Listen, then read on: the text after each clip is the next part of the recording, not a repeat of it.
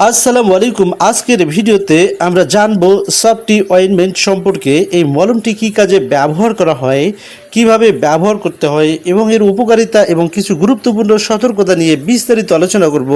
তাই ভিডিওটি শেষ পর্যন্ত দেখতে থাকুন। প্রথমে জানবো সফটি অয়েনমেন্ট কি। সফটি হলো জিঙ্ক এবং ক্যাস্টরল অয়েল সমৃদ্ধ একটি স্কিন প্রোটেক্টিভ অয়েনমেন্ট, যা ত্বককে আর্দ্রতা, ঘর্ষণ এবং বাহ্যিক ক্ষতিকর প্রভাব থেকে রক্ষা করতে সাহায্য করে। এটি শুধুমাত্র বাহ্যিক ব্যবহারের জন্য তৈরি করা হয়েছে। সফটি অয়েনমেন্টটি উৎপাদন করেছে এসকেএফ ফার্মাসিউটিক্যাল লিমিটেড এবং প্রতিটি অয়েনমেন্টের দাম হচ্ছে 100 টাকা। সম্মানিত ভিউয়ার্স, এবার জানবো সফটি অয়েনমেন্টের উপকারিতা।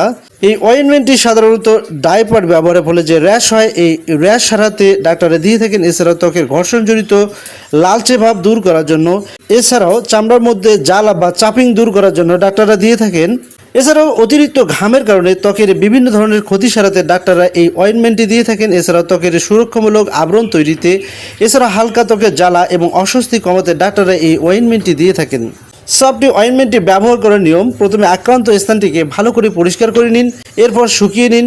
এরপর অল্প পরিমাণ সফটি অয়েনমেন্টটি আক্রান্ত স্থানটিতে পাতলা করে লাগিয়ে দিন। প্রয়োজনে দিনে কয়েকবার ব্যবহার করা যেতে পারে। যদি ডায়াপার র্যাশের জন্য ব্যবহার করেন তাহলে প্রতিবার ডায়াপার পরিবর্তনের সময় পরিষ্কার করে পুনরায় লাগাতে পারেন। সতর্কতা: সফটি অয়েনমেন্ট শুধুমাত্র বাহ্যিক ব্যবহারের জন্য। কোনো ক্রমে চোখ, মুখ বা শরীরের ভেতরে কোনো অংশে ব্যবহার করবেন না। যদি ব্যবহার করার পর অতিরিক্ত চুলকানি, ফুসকুড়ি বা অ্যালার্জির লক্ষণ দেখা দেয় তাহলে ব্যবহার বন্ধ করে চিকিৎসকের পরামর্শ নিন। সম্ভাব্য পার্শ্ব প্রতিক্রিয়া: সাধারণত এই মলমটি নিরাপদ, তবে কিছু সাধারণ পার্শ্ব প্রতিক্রিয়া যেমন ত্বকে অ্যালার্জি, লালচে ভাব বা ত্বকে অস্বস্তি দেখা দিতে পারে। এ ধরনের সমস্যা হলে দ্রুত চিকিৎসকের সাথে যোগাযোগ করুন। সম্মানিত ভিউয়ার্স, সংক্ষেপে বলতে গেলে সফটি অয়েনমেন্ট ত্বকের সুরক্ষা এবং ঘর্ষণজনিত সমস্যা কমানোর জন্য একটি কার্যকর অয়েনমেন্ট। তবে যে কোনো ওষুধ ব্যবহারের আগে চিকিৎসক বা ফার্মাসিস্টের পরামর্শ নেওয়া সব থেকে ভালো। সম্মানিত ভিউয়ার্স, ভিডিওটি যদি আপনার উপকার আসে তাহলে লাইক দিন, চ্যানেলটিকে সাবস্ক্রাইব করুন এবং বেল আইকনটি অন করে দিন। ধন্যবাদ সবাইকে। আজকের মতো এখানেই বিদায় নিচ্ছি।